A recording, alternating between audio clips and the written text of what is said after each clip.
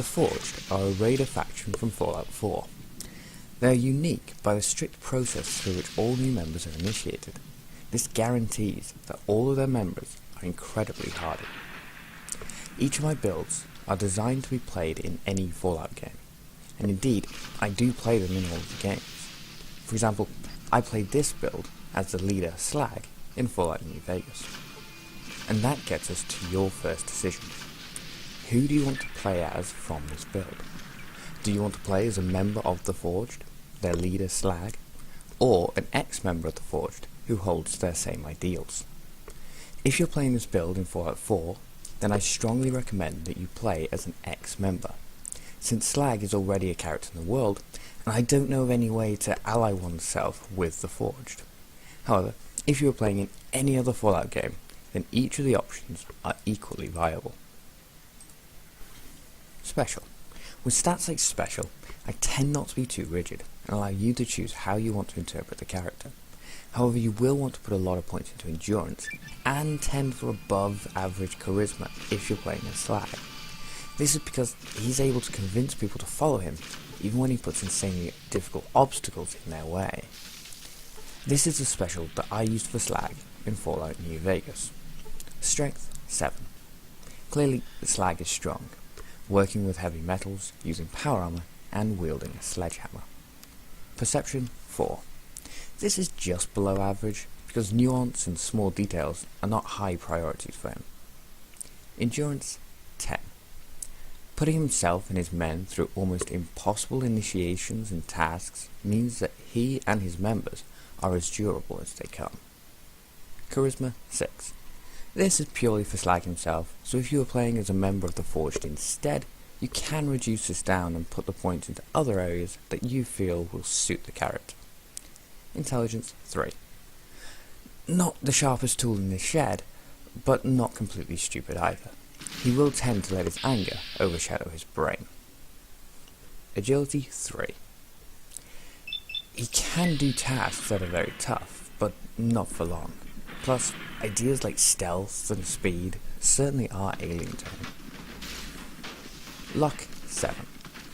Working within the Forge has been abandoned for 200 years and survived a nuclear war requires a lot of luck, not just skill. Skills. Obviously, this section is only really relevant to those of you playing this on a Fallout game that has a skills section to the character creation. However, for those playing a game that doesn't, you can at least bear these in mind for when you're choosing your perks. The skills that you'll want to focus on are energy weapons. In Fallout New Vegas, the energy weapon skill is amazing for this build, since big guns aren't a skill in that game, so the flamethrowers come under energy weapons. Whereas in Fallouts 1 to 3, you will have to decide whether or not you're going to use melee or energy weapons as your backup, as your flamethrower will be your primary weapon, and that takes the big gun skill. So in Fallouts 1 to 3, your first skill is big guns.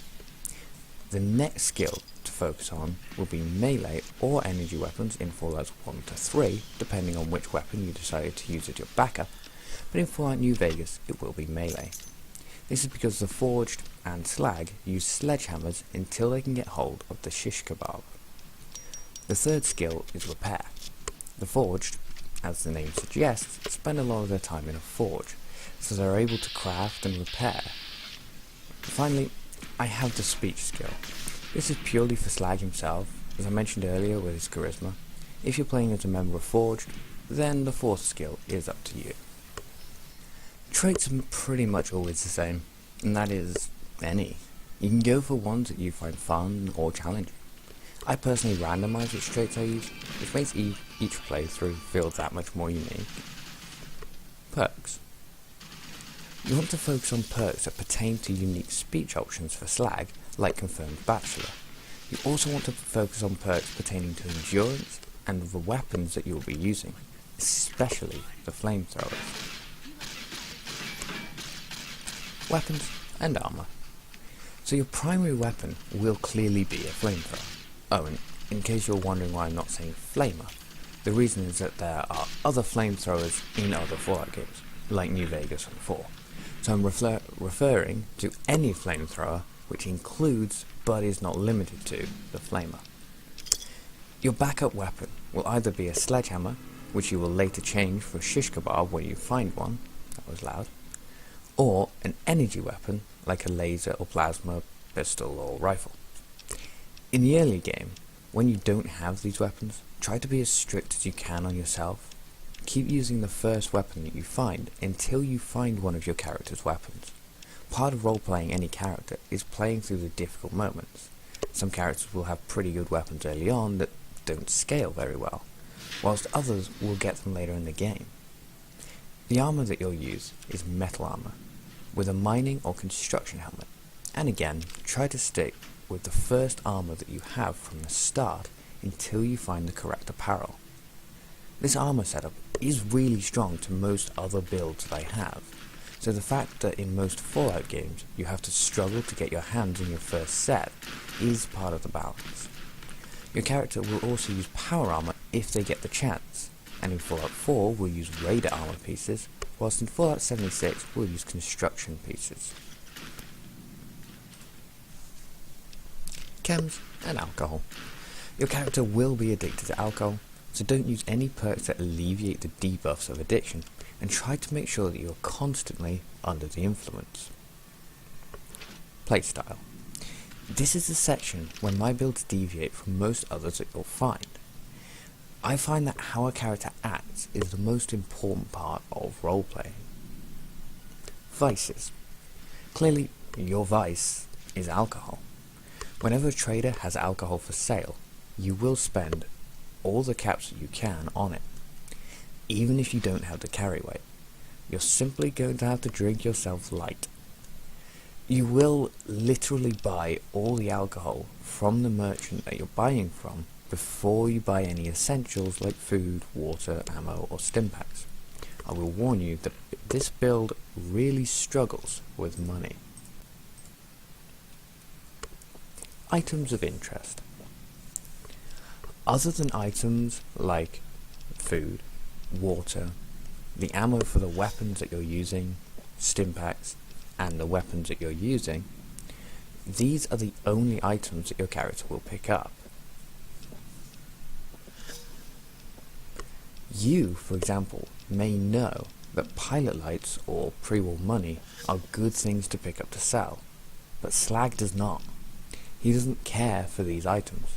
Instead, he will only pick up simple metals. These are things like scrap metal, forks and cans, but does not include things like biometric scanners, fans or cameras. Basically anything that can be simply melted down. Also, of course, alcohol. Even if the alcohol will overburden you, you know what to do.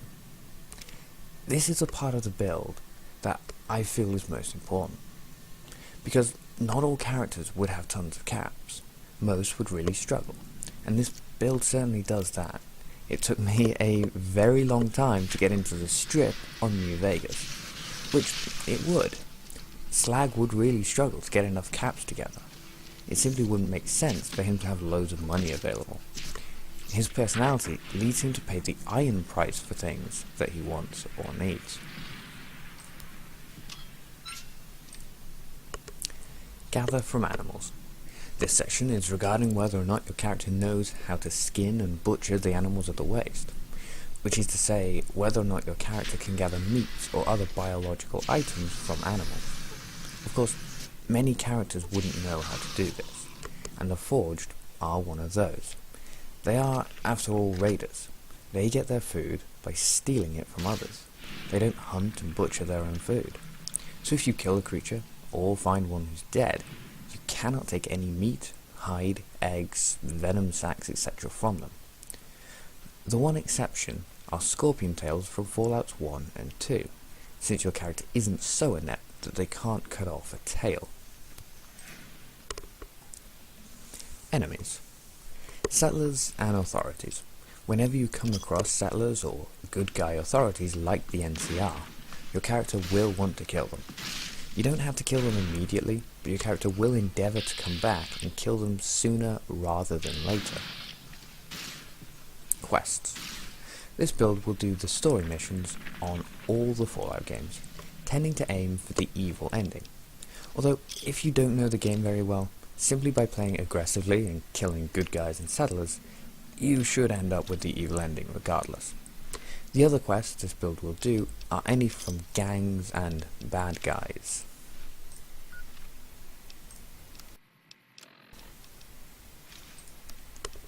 Endgame. This build is completed once the story missions are completed.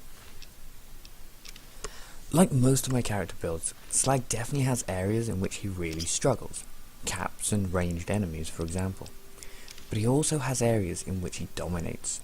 Strong armour, incredibly damaging weapons, and almost unparalleled endurance makes this build a tank in the wasteland. I hope that you enjoyed this build. I know that I've been having so much fun with it in Fallout New Vegas, and I'll be back with another build soon, one which certainly does not have problems with money, and that's the Mercenary. Until then, good luck and have fun.